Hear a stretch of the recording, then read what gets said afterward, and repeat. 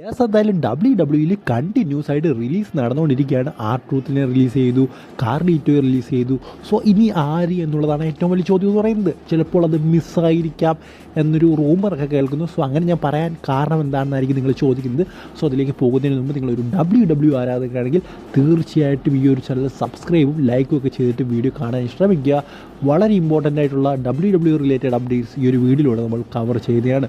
So എന്തായാലും മിസ്സും W വിടുന്നു എന്നൊരു ചോദ്യം ഇപ്പോൾ ഉണ്ട്.